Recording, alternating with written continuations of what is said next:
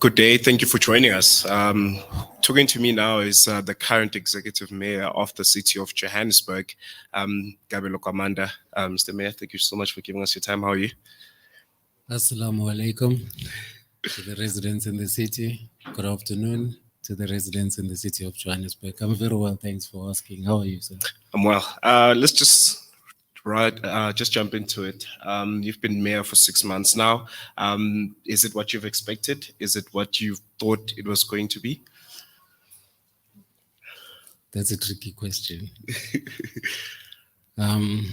Look, me ascending into the position of mayor was not a choice of mine.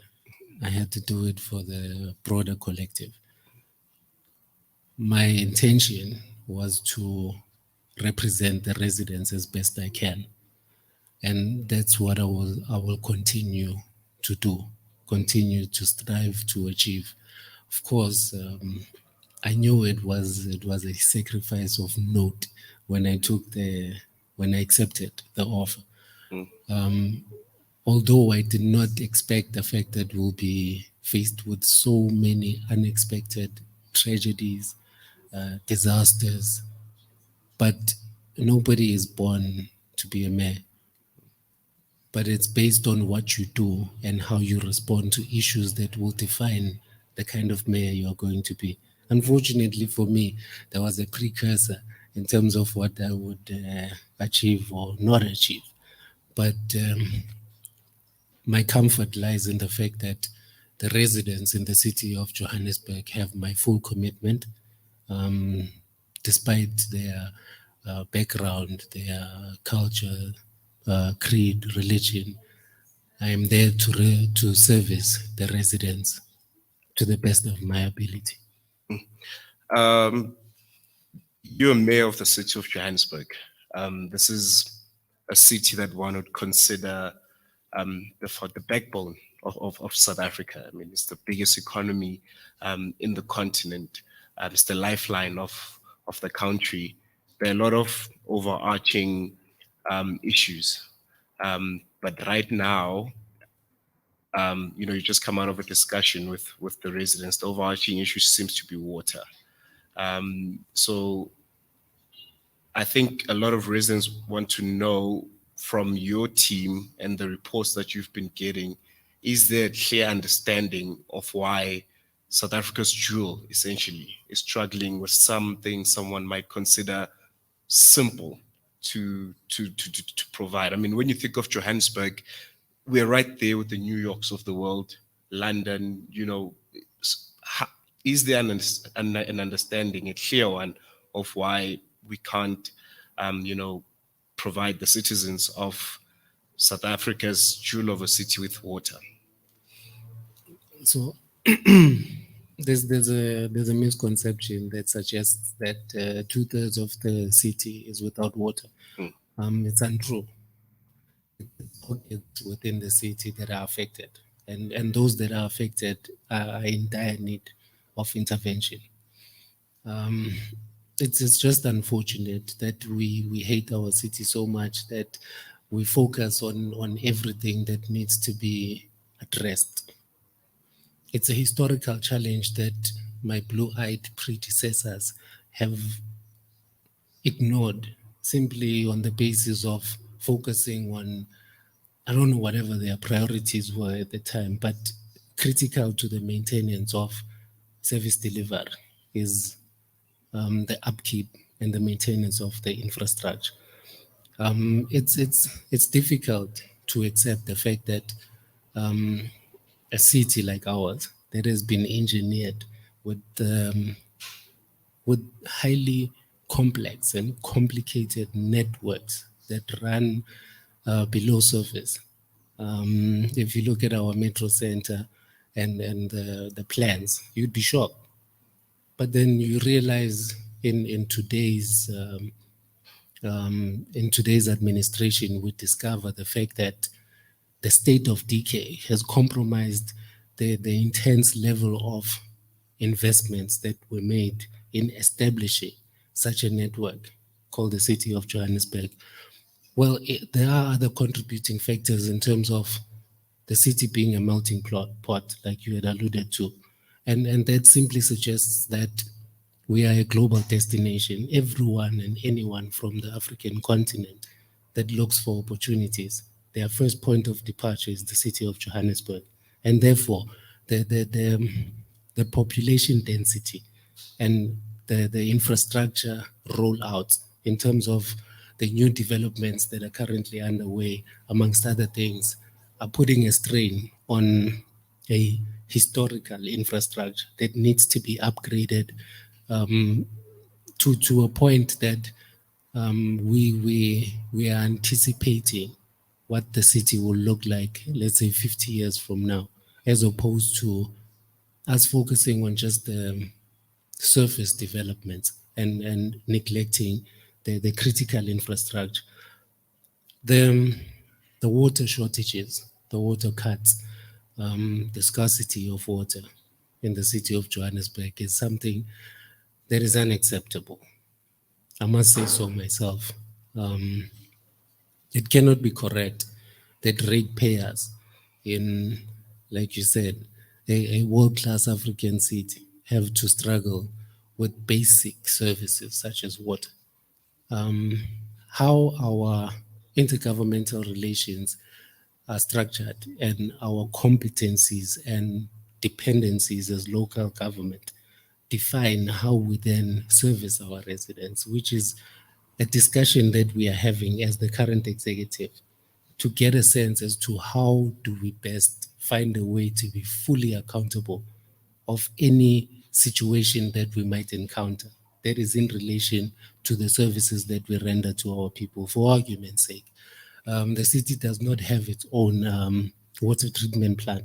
We rely heavily on the other spheres of government, of which it's something that we need to correct. Let me say, use the words correct, because in as much as they depend on the city of Johannesburg in the main, as we are the biggest customer, in return, um, we struggle. We struggle to maintain those particular relationships. And the best way and the only way in which we can be able to find a practical way forward is the understanding of putting the residents' needs before our own egos, you before our own need to be seen as the providers of the solutions. So it is important that we appeal again to our residents for consideration and patience.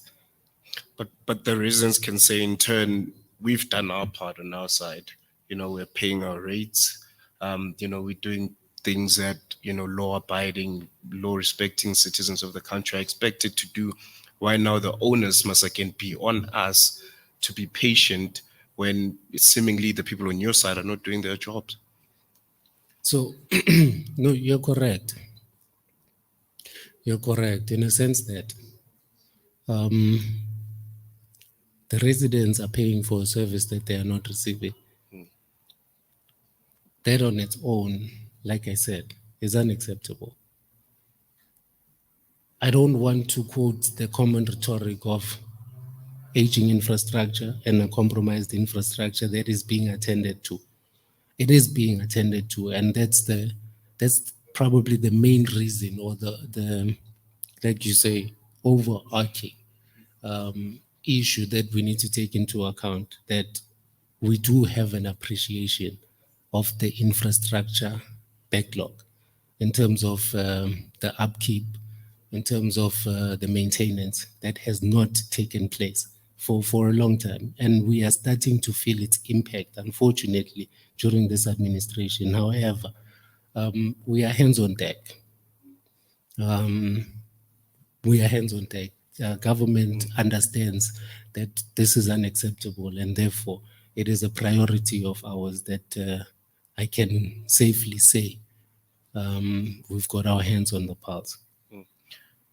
Personally, do you feel the city of Johannesburg has the depth to deal with the current, many crises that we have? Do you feel like we have the right people in the right places to get us out of the multitude of problems that we have that have been happening, in all the different administrations. Seemingly, the city is getting worse and worse and worse. Do we have the right people in the right places and people that are willing, to work for the city and to make sure that the citizens going back are paying, are getting their money's worth, when it comes to, service delivery, options that the city is supposed to give to them. So there's a term called the that is called patriotism, and patriotism is said to be a, a political ideology. And then when you bring it back to the African context, you will find that we have Ubuntu, and Ubuntu is defined differently. And where you would find a government emblem, you would read, or it seeks to personify that element of, they call it Batupele principle. Batupele principle suggests that you need to empower, right? And when you empower, your qualifying criteria, I'm not sure if it's the same as that which is required for a patriotic mindset, because Batupele is being considerate across the board. Then you'd find that we then create mass opportunities as a solution to mitigate a historical challenge of disenfranchised people. But subsequent to that, the competency that is required for the maintenance, the competency that is required for the management, the competency that is required for a futuristic approach then becomes a compromise. And I cannot say that the city or the country does not have the capacity or is not considerate of what it requires for us to build a world-class African city in our context. But we need to educate our people enough to understand that 1994 presented an opportunity for us to build a country and a society that we thrive to achieve. And it doesn't mean that when you are a qualified doctor, then you should be recognized based on your qualification. It means that as a qualified doctor, what are you doing to contribute towards a developmental state? The same applies for the banking sector, the same applies for entrepreneurs, because as of late, we, especially the young people are looking for instant gratification. They want to get tenders so that they can be empowered enough for them to experience life. And that we are not there yet as a country. We are not there yet. And the only way in which we can be able to shift the mindset of the people in general is to make them understand that it's about what you contribute towards a developmental state that will define. It cannot be correct that many of our systems, many of our institutions are compromised. Compromised why? Because of our mindset, our approach towards what we think government is. So let me take myself as an example. Many people look at me and associate me to the, how can I put this? To the most vulnerable of our people, which is the homeless people. And that man can't be the mayor of the city of Johannesburg, right? Yeah. That's the general perception.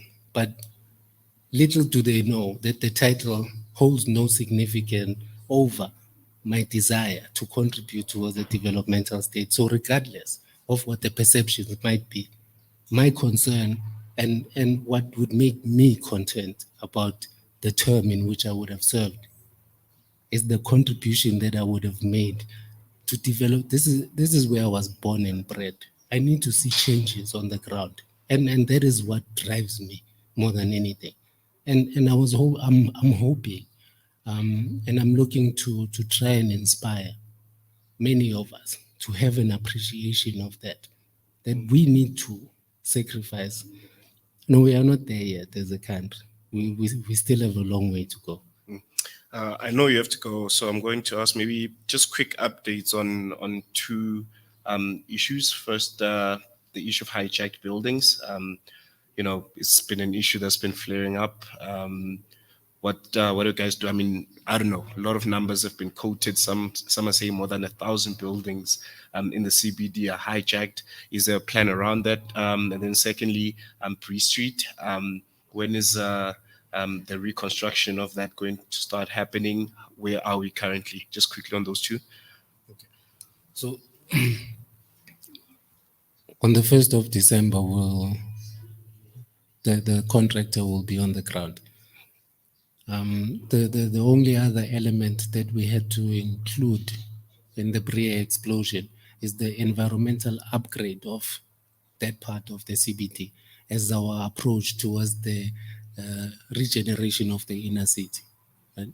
We are not just focusing on fixing the road, but we are dealing with multiple issues of bylaw enforcement, cleaning up the clutter of advertising that is there, ensuring that the informal traders that are there are redirected to proper facilities where they need to be, the pedestrianization of that part, leading to the High Court precinct is part of the plans that we are looking to roll out in the immediate to ensure that by the time the road has been surfaced, it is also upgraded that part of Bria Street and going down to the High Court precinct enough for us to then begin to move on to other areas using a precinct-based development plan that exists in the city of Johannesburg, so that we can focus on an area, have an impact, and transform that area before we move on to the next. But with confidence, like I said, on the 1st of December, the contractor will be on the ground and will start moving in a particular direction. That's on the Bria Street. Hijacked buildings, numbers that are being thrown around. Before we can speak on the number of buildings that have been hijacked, how did we get to a point where an institution allows its asset to fall into the allows? Because I struggle to come to terms with the fact that hijack is what happened. I do not believe that anyone in their right state of mind can hijack property that belongs to the state and exist comfortably and become a landlord and charge people, understanding the fact that the state is the owner of this property, which then prompted the fact that I needed to pay a closer look on the entity that is the custodian of the properties in the city of Johannesburg, so that I can have a bird's eye view on the cause or the activities administratively that contribute to the thriving of these illegally occupied establishments. So I'm sure you would have read on the news that a couple of weeks ago there's an impound that belongs to JMPD that was also hijacked, and amongst the people that were arrested there was a council. It wasn't based on my instruction. When I get onto a site and we are there to do something specific and we find the wrong people at the wrong places, we have to explore what exactly is happening through an investigation, of which is what I am doing in JPC in the asset management unit, so that they can be able to table a comprehensive report on the assets that the city own, when last the maintenance was done on each and every one of those assets, and where they lack, why, so that consequence management can come into effect. I cannot go out there and deal with hijacked buildings, understanding that when I move out, the people are given a signal, no, those ones are gone, you can move back in. So we need to deal with that internal element that makes it a conducive environment for these kind of activities to thrive, so that we eradicate the problem from the source. But right now, what are the practical steps? There's a committee that has been set up? Are we now starting to audit the amount of buildings that are there in the city, and which ones, have the right owners and they're paying their rates, and they're legally, people are staying there? What are the practical steps that your administration has now taken, seeing that this is it's practically gone out of hand? Yes. No, thank you for that. So my administration is very energetic.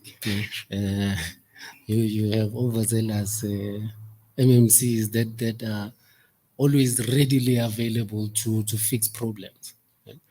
But we have to have a coordinated approach to everything that we do. The city had at some point a inner city sub-mayoral committee that I have re-established.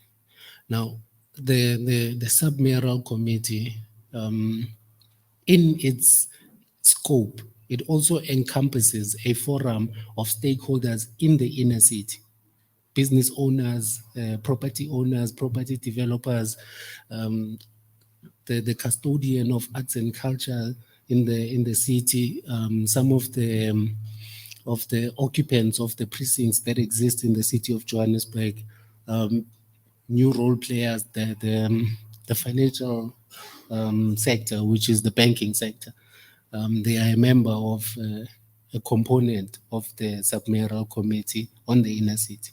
Now, what that does is that it centralizes an approach that is adopted by all relevant parties. So when the private sector says we have 188 buildings that have been hijacked, they know the owners of those buildings because they have to be part. And those owners understand how much they owe to the city. As the city, we know that we have, I think it's 24 buildings that have been hijacked that belong to the city, from the 188 that are there in the inner city. So the information is there. This sub-mayoral committee's role is to consolidate and approve an action plan that needs to be adopted, hopefully with the support of the councillors by council. And then we ensure that it's legislated and that structure exists beyond my term of office, so that the work that will be started is consistent. And ultimately, irrespective of whether we do 5 or 100 buildings per month, we have traction that is monitored and tracked on a quarterly basis in terms of the impact of this particular committee. So by next week, before we even do the press briefing about the inner city, we would have taken back quite a few of them, because we are in negotiation again with the Human Rights Commission to be part of the multidisciplinary task team that is investigating, because it's not all our buildings that have been hijacked, those that are structurally condemned. We had to distance the MMCs from those activities, because it cannot be done willy-nilly. It has to be organized so that we are able to account to the latter on the approach and the processes that we have undertaken. The temporary emergency accommodation, we are working on it. The impound that we've just regained from a hijacked bunch is another facility that we are using for temporary emergency accommodation, so that whoever is removed from the structurally condemned buildings, we are able to house them there. And understand that we are not immigration. So immigration is part of the component of the joint task team that is tasked with the I must be careful of my choice of words. That is tasked with regaining the buildings that have been hijacked. Yeah. Just lastly, before I let you go, I'm sure during your your 6 months as mayor, you visited almost every corner of the city of Johannesburg. I'll be worried if you haven't. Would you still consider it a world-class African city, personally? And this is a world-class African city, hands down. We can't debate that one, and it's a full stop, by the way. You sure? It's a look. World-class African city does not mean perfection. And you need to separate the two. You go to New York City, you find dirt and crime that is worse than in the city of Johannesburg. You go to any other province in South Africa. And I'm not trying to make an analogy based on our cleanliness and based on, I'm just saying that according to our vision, according to the processes that we've undertaken, we are going to ensure that we at least bring the city close to becoming that for the next administration to be able to take it forward. But it's non-negotiable that we are a world-class African city. And the more we believe that, the more we get to understand that it takes all of us to make it such. And I'm trying by all means to play my part in that regard. I expect that you do the same. All right. No, thank you so much. Thank you. That was current Johannesburg Executive Mayor, Mr. Kabelo Gwamanda. Yeah, gracing us with his presence. Thank you so much for watching, and thank you for all the mayors, the councillors that have been present. Thank you. Johannesburg Mayor Kabelo Gwamanda just came out of an engagement with some of the councillors of some of the areas in Johannesburg South that are mostly affected by the water crisis that the city is currently grappling with. We'll be getting their reaction. And first to talk to us is Ward 56 Councillor, Mr. Michael Crackton. Michael, you just spoke to the mayor. Your thoughts, the way you responded to some of the questions that you guys had. How are you feeling? Well, look, at this point in time, after a month and a half without water, I have to try and be optimistic. I'm pleased that the mayor did come out today. It's unfortunate that it took a month and a half for him to come out. There's been meetings with the Minister of Water Affairs as well, where 5-point plans were presented, and we haven't really seen the fruits of that just yet. But I'm grateful now that the mayor is giving it his attention. I'd like to see a collaborative effort between the national and the local government on this issue. And, when you go back, your residents will obviously want answers. You've met with the city's #1 residents. What are you going to be, telling them? What you're going to be sharing with them? Well, I'm going to relate to them that the mayor said that he wants to establish a task team. So obviously my first point of order is to get those 2 residents from the Lynmeyer suburb to be on that task team. Obviously the residents are really in a state of despair. They don't know what to believe anymore. But I will relay the feedback and the commitments the mayor gave, and that he promised to be here on Tuesday. So that will certainly be relayed to the residents. All right. Thank you so much. Thank you. Another councillor is Councillor Rashida Landis. She's the councillor of Ward 55. Yes, can come through. Our offices are just right here. We are around your ward. Engagement with the mayor. Are you satisfied with the answers he gave? Yes, thank you for hosting us first and foremost and reaching out. And I must say thank you to Salam Media. Yes, I feel a bit optimistic, and I just hope he will hold his end of the bargain, the stick. And I will convey to the residents that he committed to a few issues and that he will be coming back on Tuesday. I will hold him responsible. And yes, I think he will dig in his heels. And yes, I'm looking forward to see him again on Tuesday with a positive feedback and a positive comeback. Thank you. You engaged with the minister. When he came here. How different was this engagement, to the one that was had with the Minister of Water and Infrastructure, I think. Sewer. Sewer, Minister yeah, Sewer, sewer. Water and Sewer. I did not feel satisfied with the minister and his explanation and his feedback because it was very evasive. And yes, our problem in Robertsham is not the same as South Hills and Ward 56 and Ward 57.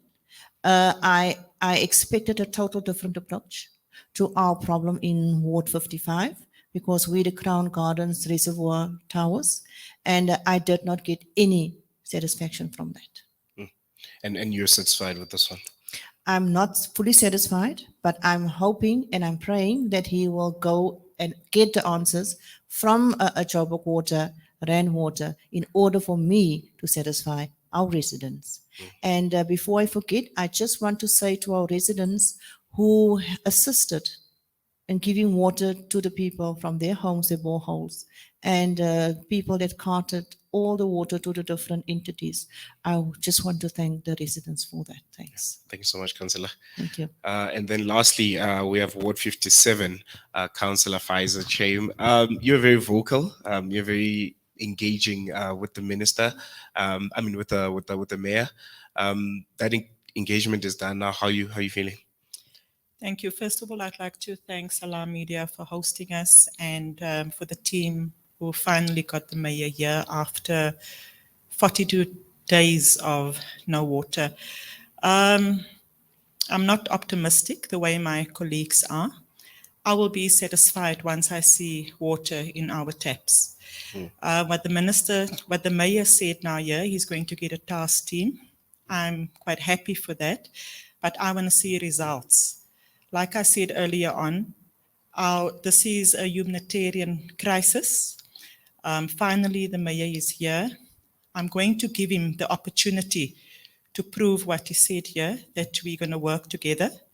And to our residents out there, the message that I want to relay to them is, let's give the minister, the mayor, a chance to see whatever he said here, whether it's going to be fruit. He was talking about crumb. He was talking about a council for a meeting. Mm-hmm. I'm not optimistic with that. I want to see water in our taps. I'm not going to stand here and pretend that I'm happy because I'm not a happy person. If my residence is not happy, I'm not happy either. No. And then lastly, you spoke about in your ward a clinic having to be closed. Yes. Maybe you can just reiterate some of the challenges that your ward specifically has been facing. The challenges is huge. We have one clinic and there's an influx of people that are coming to that clinic and people are coming there with babies. And because the clinic has to be closed, these people has to go now most probably to Rosettenville. I'm sure that there's also not water there. So yes, it is a huge crisis. I've got about 7 old age homes in my ward, and they are all affected with this water crisis. Like I said earlier on, we cannot see our elderly people must walk every day with a 20-liter bucket of water. I receive complaints from elderly people that are complaining about their arms cannot take it anymore to carry this 20 liters buckets of water. So yes, it's a huge concern for me. All right. No, thank you so much, Councillor. Thank you so much. I appreciate it.